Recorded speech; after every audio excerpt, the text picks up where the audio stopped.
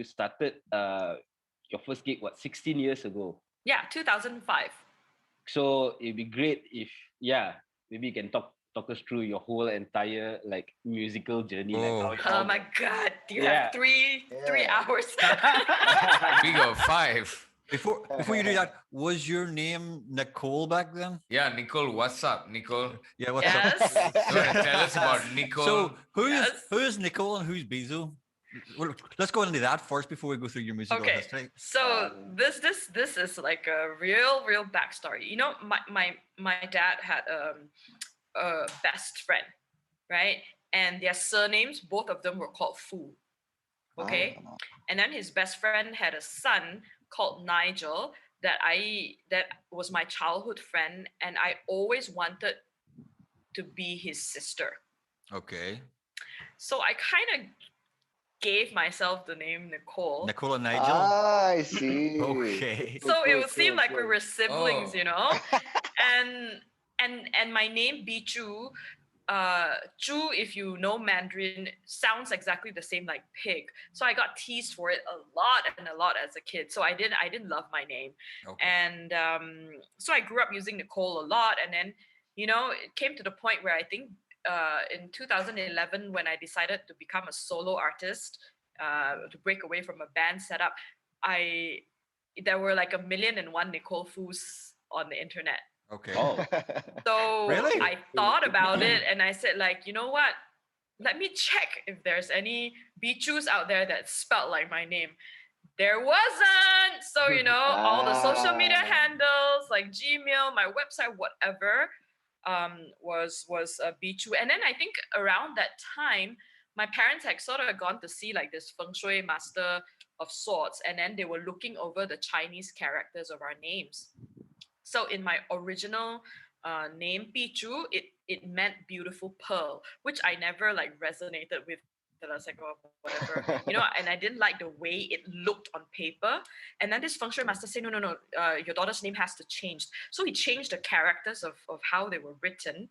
And now my name means fragrant tree with healing properties. And I like Awesome. totally I'm just a bit like lost. I'm a bit lost. It's still the same name, but the way it's written is different. Character. in Mandarin, the Mandarin characters they You change can because do that, but it's pronounced the same way. pronounced exactly the same, Spelled the same Same way. sound, intonation, all. spelled the same way, same intonation. So you're. But then so- you just change the character visually, Yes. and then the meaning changes. Changes, yeah, because every Wow. Mandarin character has a different meaning. That is so interesting. You know, so when he changed it to that, it resonated with me so strongly, and it looks so beautiful on paper. And then after a while, you know, some people knew me as Nicole, some people knew me as Bihzhu, and it got to the point where it was too confusing.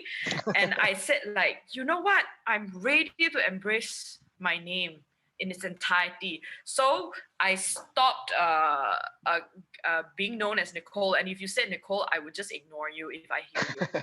And then So that you- kind of got everyone to. So you reclaimed your name from Yes. getting it Nice. as your youth. I You like reclaimed it in adulthood. That's That's great. Embraced it. awesome. Yeah, That's cool. awesome. But does anybody still call you Nicole though? Yeah, some people who still hasn't changed my name in their phone contacts. Yeah, when they text me, they will still. When they Hold call on. you out in public, like when they say Nicole, do you respond? I If you're haven't behind heard me. that in a long time. So I think I've stopped associating with that name so much that I don't, it doesn't Okay. register. It's a successful Yeah. campaign. It was a successful campaign. Absolutely. Eradicating Nicole off the planet. Yeah. Yeah, because like a few of us only heard about Nicole today when we're doing Yeah. because we always do some Yeah, I was telling backcasting them the about guests, that. or do some Yeah. backcasting the guests, and Nicole came up and I was like, going, so is her name Bihzhu or is it Nicole? We'll ask her tonight. We'll go. Our detailed inspection of our guests is not very detailed. Kind of happenstance, so it's just like throw it against the wall and it's yeah. find out later. Laugh. Fantastic. That should be the hashtag also. Find out later. lah. Find out later. Find out later lah. T-shirt lah. T-shirt lah. Find out later lah. Find out later. The waiting room. Wow, che, come on, merch. Let's go. So when I first met you at the gigs around that time, so Was that whole troubadour time, kan? yeah. The year Yeah. after. So that was probably the year after you started playing, I guess. I got to know you. Kelsing song you played, yeah. Yes, like yeah, those were the days, man. The scene felt so intimate, you know. You go to like Tengkat La Bodega and Tengkat Tongshin for a month, suddenly you know all the musicians in the scene already. That's true. That's true. That's true. That's how yeah. small it was. Yeah, Yeah. but it was so nice, you But know. you're originally a Penang girl, though, weren't you? Are you? Sorry? You're Penang girl. Yes, from I Penang. am. And when did you move down to KL? Because it was 2005. I you came took it down over? in 2002 or 3 for college. Okay. Yeah, And what did you study at college? mass communication. Okay. Yeah. Hold on. Yeah. How many? Is the three people on here did mass communication? Who's There the you go, other it's- one? I mean, Asmal did mass communication. Yeah, Oh yeah? And Yeah. Fabian did mass communication. Jesus Christ. I mean, it's such a versatile subject, right? Yeah. Before I Yeah. moved to Malaysia, I've never met two types of people. Anybody in advertising, and no one ever did mass communication ever. Never met anybody at all. Moved to Malaysia. 50%, Yeah, everybody is, 50% Throw of a people. stone. Every second person, every 50% of second people. person is a Yeah, mascot. in the music scene, they're either an advertiser or mass communication. That's it. Yeah. Yeah. Yeah. You know, I actually did film and TV as my major. Oh, me too. I put on And film TV. then like after every assignment, I would just fall sick. Ah. You know, the late hours, the bad Yes. food, the whatever. And then I thought to myself, like, am I gonna really go into this as a career if I can't even handle like college assignments, you know? So man. I sort of said like I can't do this to my body. Obviously, it's not handling it. And then I sat down and looked at my grades to see what I scored highest in, and it was writing. And that's why I sort of got into a journalism career before I quit Okay. music where I quit to do music full time. Ah, you did journalism. Yeah, I was a writer for Men's Fashion Magazine and Watch Magazine for Oh. like There you go. years. Yeah. Itu dia. Yeah, man. So me and Oh. Brendan are the odd one out, and it's fucking. we are Hey, number I you. write lah. Here and there, I'll write lah. Film, TV, journalism, alamak, that was my major so. Yeah, all right, man. Soon Yeah. I'll have a writing job. Did you Oh, right. perform or play music when you were in Penang? No, guys, to be honest, like I never thought I would end up doing this. So when did you Yeah. first pick it up? Actually, like when did the In music- college, so my first bandmate Yuena Asmil, you remember her? Like yeah, we were the pop duo, the pop jazz duo called Rhapsody, and basically we were actually friends in high school. I was the Oh. conductor of the choir, she was the accompanist, and then we would like, you know how I met her actually? One day I came upon her in the choir room playing like a Chopin's Nocturne, Wow. and then I was listening to her go, and after that, after she finished, she said, "Oh my God, I practiced that song too, but it doesn't sound like yours." You know, she was just such a whiz on the piano, and after that, we were in the choir together, and after practices would go over, we just kind of jam together. We'd play songs, we'll sing, we'll talk about music, you know. And then suddenly, I go to college, and a year or and a half later, she turns up in the same college. You know, we're like, Oh, "Oh, hey, man. what's up?" And she was doing fashion design. And Oh. then one day I wrote a poem about unrequited love. You know, I was so into like this Moroccan friend of mine, and I asked Yuena, I said like, "Hey, could you put some music to my words?" She's like, "Yeah, totally." And then she came up with the melody for our song "So Scared." This is one song that we always play in Ah. Rhapsody. And we started like ambushing people in college stuff. Hey, do you want to hear a song? And then we would just like randomly sing it to people around. And then one day she's like, "Hey, do you want to be in a band?" And I say, "Yeah, sounds cool." And then we started writing songs and just like came out, I think with a good 4 or 5 tunes. And then one day, No Black Tie had just moved to its current location. And they were doing like a show with 14 singer-songwriters performing. Wow. But And then Yuena was like, "Hey, we should go lah. We should go check it out." I'm like, "Yeah, yeah." And then in the end, she said she can't make it. I said, "Never mind lah, okay lah." Then I thought, okay, maybe I won't go. But then for some reason, I decided to go. And guess who was there? She was there. She was there. She was there. what And- twist? What's going on? yeah, and then we're watching like all the singer-songwriters. I remember there's Pitio, there's Reza Saleh, you know, blah, blah. And then at the end of the night, someone said, okay, now it's open mic time. Then I look at her, she looks at me, she nudges me, I nudge her back, and then we're like, should we? Don't know. And then in the end, we go up on stage, and guys, I tell you, I'm shaking. My legs are shaking, my hands are shaking. I'm holding on to the mic stand like a crate, like, whatever. And then we sing. I think I So Scared was one of the songs, and then the other one was called Breakfast at 6 p.m. or something. And I tell you, the response we get from everyone in the room, it was mind blowing. They were like clapping, they were cheering, they were like, and I was just like, then soon after that, Reza started Moonshine, and he asked us to play. And when we found out he had put us as the last act, we were freaking out. Like freaking out. That was totally freaking out. So nice. yeah, but that turned out to be such an amazing gig. And the next day, do you guys know Lainey Yo? She used to work for like Kaki Sani, and Yeah, she used to run a blog, right? Mm. And then after the show, I think the next couple of days, Yuena said, "Hey, someone wrote about us."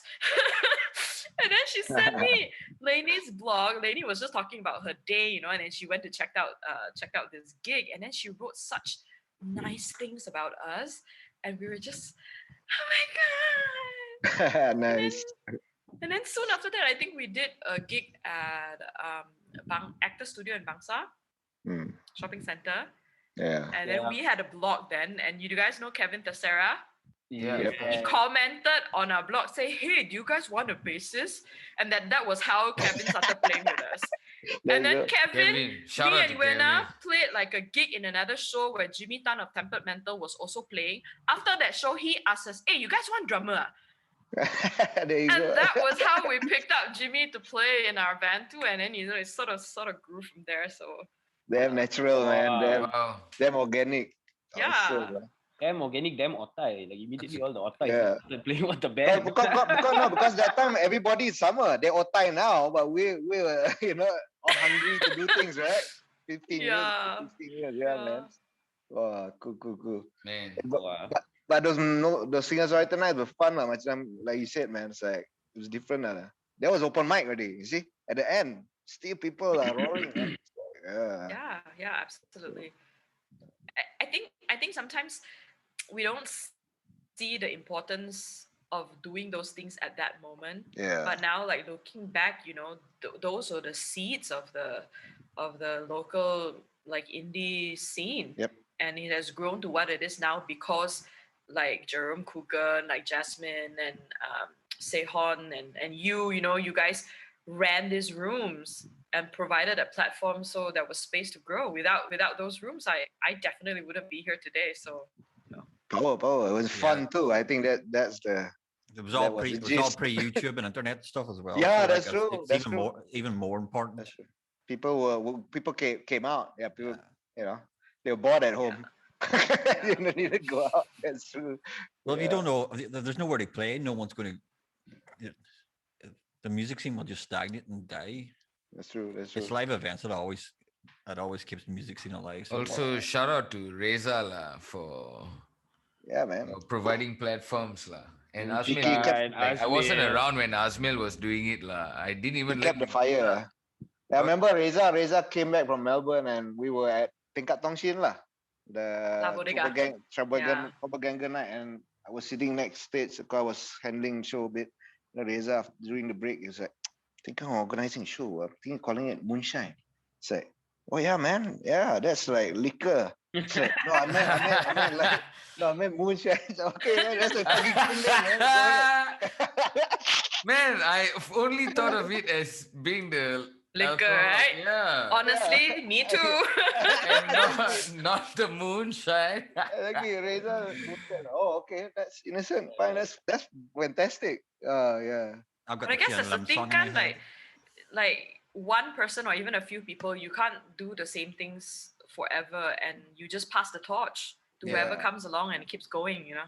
Reza is responsible Totally. for 2 of my biggest shows when I was starting out also. Fantastic. So even more when you were telling that story, it's like it was very nerve-wracking to be in his lineup when it happened. So and I was just one fellow on guitar, and it's a bit weird. Everybody is like Kau. I'm still stuck at the fact that the girl was already at No Black Tie when she told you that she wasn't going. Like that's where my twisted head. Who? Like the gig would never have But yeah, happened. Who? If it was Who? me, the Yeah. gig would never have happened. Nothing. I would have just like, oh, you lying fucker, fuck off, and I would have walked out. No, it was like she could turn up last minute and then she didn't tell me. And then I decided, fuck it, I'll go. And I didn't tell her, And then, yeah, I call it fate. Yeah, Fate it was lah, just fate, meant fate to lah. be. That's good. Yeah, Then. That's good. Like, absolutely. so how long did the band go on for then? I think we went on for 2-3 years and then we had a little break. And then in between, I was in a reggae band. I don't know if you know Lion Sound System. Yeah. Like we used to organize roots nights at Palette, Yeah. Oh my That was god. fucking cool They- band name, man. Damn fucking cool band name. Lion I Sound. tell you guys, like, I owe them so much. Like, I only played with them for such a short time, right? Because Salim sort of went back to Ireland. The band leader kind of went back to Ireland after that, and it was the first time I had played. Like, I don't mean to make like my other band members sound bad or whatever, but it was the first time I played in an environment where all there was good vibes. No one's judging you. No one's like critiquing your lack of technique or formal education or whatever. And it was just love, love, love. And it really One love. freed me up. I had never felt that liberation and freedom to just like because whatever I did, the Lion guys were just like, oh man, you sounded great. Whoa, that thing, it was just like that sort of encouragement that I had never felt before in a musical environment. Positive And reinforcement. like I always tell the guys, I said like you guys were such an important milestone in my musical career. Like it did so many things for me, and then I think before Lion ended, Iwana and I reformed the band again, and that was when I decided to quit my job because we were finding it really hard. She was a working musician, so she was only free at nights. I had a full-time job. She was working musician. She's not free at nights. I have a full-time job and I'm only free at night. So it got really tough. And at the same time, I sort of had like these really incredible spiritual experiences that sort of showed me, girl, it's time. So I handed in my resignation letter, committed to the band full-time, and in 6 months she migrated to Singapore. Are you? Oh, it's Oh god, timing. that must have been a fantastic conversation. No, Oh, I mean, it was inevitable because she was Indonesian, as you know, and in Malaysia, it's so hard to get past, the bureaucratic red tape to find, to get work visas and PRs legally. Everyone wants to do it legally, but Malaysia just makes it so hard. And then she got an amazing opportunity in Singapore, work visa covered, accommodation, a regular gig. I mean, she needed to go and there was no like objection from me. Okay. She went, but I kind of went into a slump, because suddenly, because I've always felt really insecure about my songwriting. I mostly contributed lyrics and maybe some parts of melody, but I didn't write songs, and I just kind of felt like, is that the end of it for me?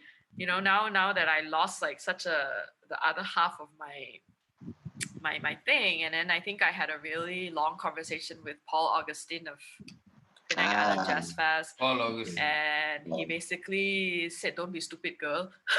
Like in that like hours long conversation, it distilled down to don't be stupid, girl. And then after that, I once again had like a couple of really, intense spiritual experiences that told me to go for it. And then it's crazy. In 2011, I decided, you know what? Who cares if my songs are shit? I'll do it. And then 2 weeks later, I get a call. Hey, Julius Biscuits is looking for local musicians to contribute a song to their Share the Love campaign. Do you think you want to be part of it?